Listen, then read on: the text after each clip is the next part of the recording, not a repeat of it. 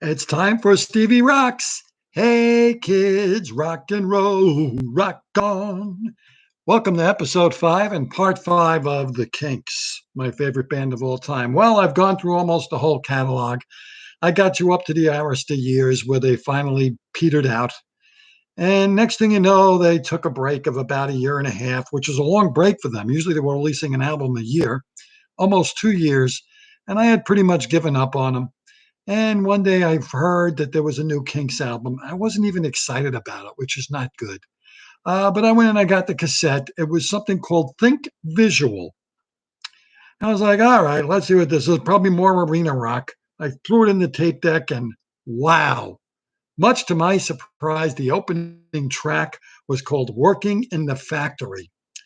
And now this song is incredible. What a great song. Again, the same Ray Davies theme of how everything is bullcrap. And now he's talking about the record business, the recording business. So you're just another band on the shelf. You're a nobody. You're just working in a factory. He spent his whole life, all my life, I put in a working day. Now it's signed the contract, get production on the way. They sold us a dream, but in reality, it was just another factory. Beautiful song. All about the man. Again, only this time the man is the record industry. Kind of brought you back to those old days where he was bitter.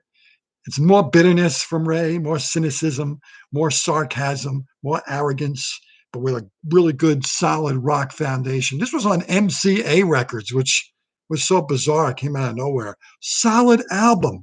Now in Lost and Found about a hurricane. Uh, Video Shop is a fun little quirky tune, kind of an updated Celluloid Heroes, but quirky. A lot of great songs. A great Dave song on there called "When You Were a Child."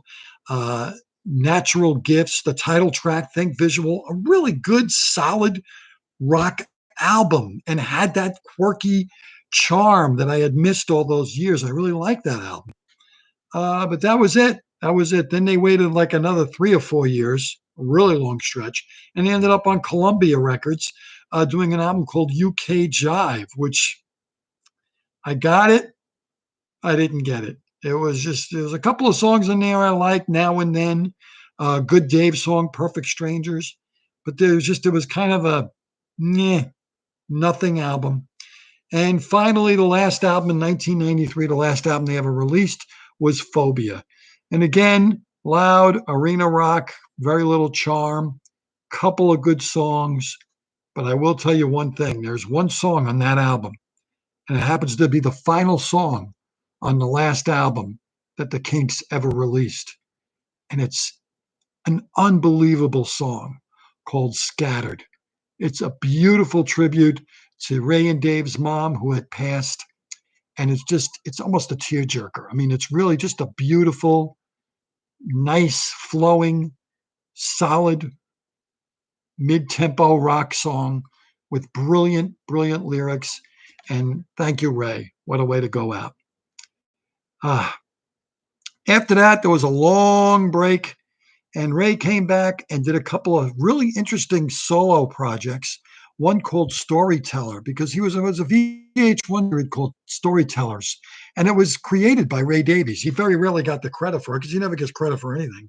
And remember the Storyteller series? I think Springsteen did it and Eric Clapton. It was like an unplugged, it was like MTV Unplugged, and then there was Storytellers. And Ray Davies created the Storyteller story.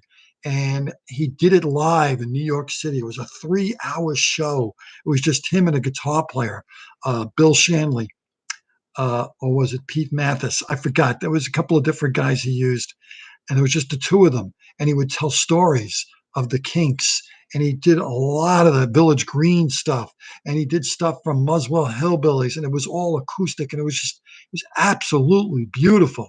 It was first called 20th Century Man, and then it was called Storyteller. And I got to see it like 4 times. It was unbelievable. He wrote a book called X-Ray, which was really interesting. It was an unauthorized autobiography, trying to be punny, I guess. Very clever, about a guy who interviews Ray Davies, written by Ray Davies about what went on. It's a little self indulgent. And then Dave came out with a book called because Dave was a rock and roller. He was a rock and roll typical, tearing up the hotels, getting all the women. He was a maniac. He was a maniac.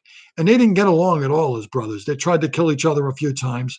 I've seen them fight on stage. I saw Dave push Ray. I saw Dave throw his guitar on the ground and almost hit Ray in the head with it. They did not get along. There was a lot of sibling rivalry, and it was real. They just did not get along.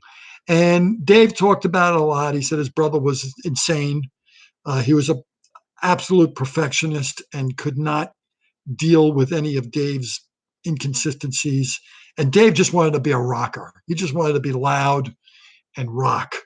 I saw Dave a few times solo, and he was phenomenal. Unfortunately, Dave Davies had a stroke in 2004, I believe, and he just hasn't been the same since. I've seen him since then. It just wasn't the same. Last time I saw Ray was at Westbury Music Fair, and he was great. He had a new band with him called the 88s. I also saw him at the Paramount. He did all Kinks songs. It was phenomenal. He did songs from Sleepwalker. He dug into the catalog a little bit. It was a wonderful experience. He came out with 2 solo albums that were both great.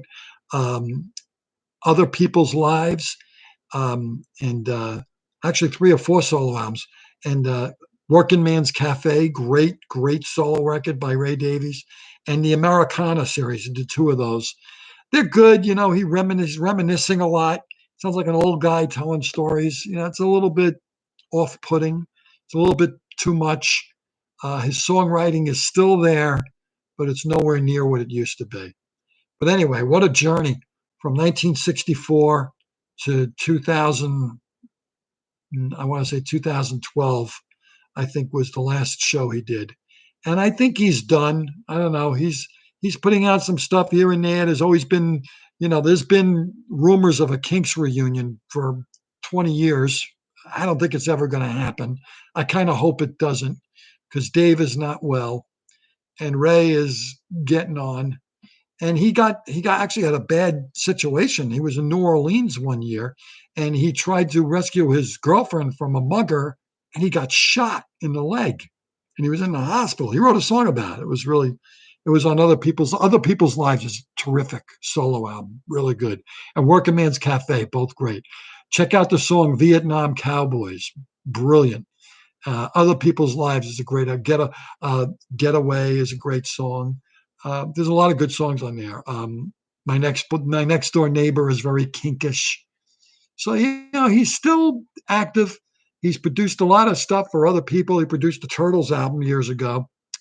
There's some live stuff that's good, but nothing beats a real live Kinks show. I've seen them 14 times. I've seen Ray solo 7 times. I've seen Dave solo 5 times. So I can't complain. So that between all of them together, it's about 26 times if I add them all together, and that's pretty damn good. So I'm happy with what I've been able to achieve as a Kinks fan. I'll always be a Kinks fan. I still listen to their albums, and they still sound great. Whenever I'm down and depressed, I'll throw on Village Green or Lola or Muswell Hillbillies. Certainly that era, that golden age, is my favorite. And even Schoolboys. I'll throw on Schoolboys, Preservation Act 1 and 2, Showbiz. Everybody's in Showbiz. Soap opera. I can still listen to those albums. They still give me chills.